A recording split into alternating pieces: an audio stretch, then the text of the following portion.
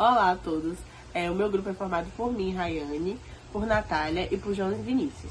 Hoje vamos apresentar um tema fundamental para a ciência da computação e a matéria estrutura de dados.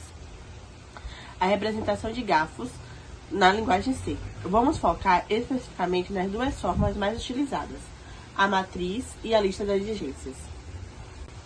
Mas afinal, o que é um grafo? De maneira simples, um grafo é uma estrutura que representa conexões entre os objetos. Ele é composto por dois elementos principais, os vértices, que são pontos de dados como cidade ou pessoas, e as arestas, que são linhas que conectam esses pontos. Essas conexões podem ter um sentido único, que chamamos de grafos direcionados, ou serem vias de mão duplas, os grafos não direcionados. O grande desafio computacional é como traduzir esse desenho para a memória do computador de forma eficiente. Onde usamos isso e por que estudamos isso? Os grafos estão em quase tudo que usamos hoje em dia. No Google Maps ou no Waze, os cruzamentos são nós e as ruas são arestas. Nas redes sociais, como o Instagram, os grafos modelaram quem você segue e quem te segue. Até no sistema de recomendação da Netflix do computador, usa grafos para entender que se você gostou do ponto A, provavelmente vai gostar do ponto B, que está conectado a ele.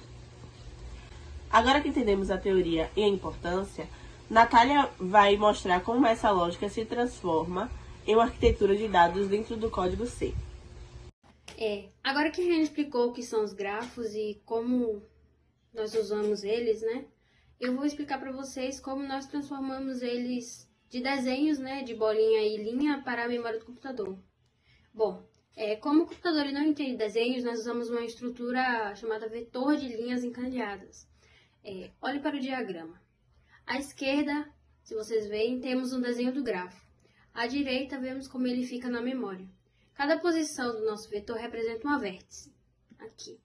Se o vértice 0 está ligado a 1 e ao 2, ele terá uma corrente, no caso, uma lista, apontando para essas caixinhas. Quando a lista chega em null, o computador ele entende que os vizinhos daquele nó acabaram, né? Aí, para construir essa corrente, né, precisamos de uma peça básica que se chama struct null. Ela tem duas partes essenciais, né? O vértice alvo, que é o número inteiro guardando o ID do vizinho, e o ponteiro próximo, né? Que é como se fosse um braço que alcança o endereço da próxima caixinha de memória. E tipo assim, quem é que organiza todos esses nós? É a nossa struct graph. Ela funciona como o cérebro do sistema.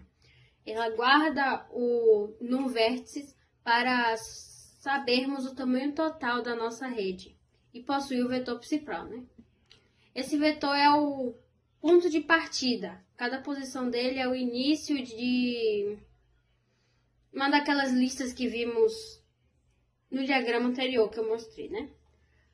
Com essa estrutura, o nosso código se torna flexível para criar grafos de qualquer tamanho. O crucial é que o uso da alocação dinâmica com a função malloc.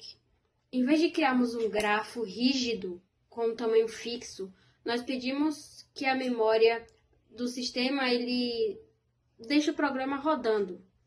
Nós iniciamos cada lista com null para garantir que a memória ela esteja limpa. Isso torna o nosso software muito mais profissional e econômico, né?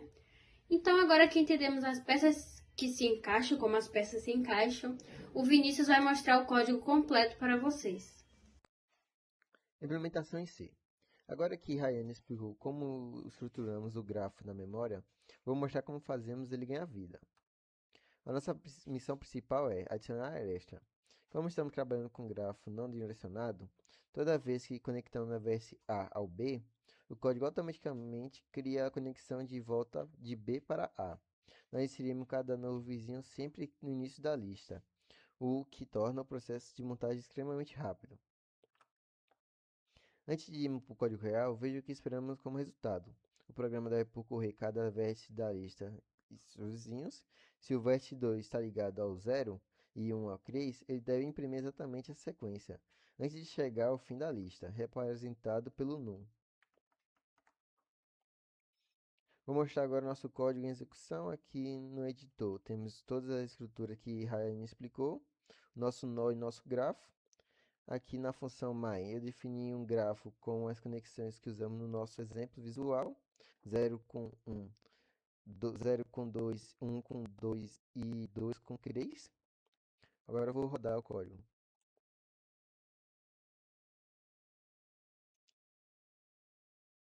Isso prova que nossa lista de está funcionando perfeitamente, alocando a memória de forma dinâmica e eficiente. Para concluir, vimos que representação de grafo é a base para o sistema de GPS, redes sociais e muitos algoritmos de inteligência artificial. A escolha entre matriz e lista vai depender sempre do tamanho do problema. Esperamos que essa explicação tenha sido clara. Muito obrigado pela atenção. E aqui são nossas referências. Muito obrigado.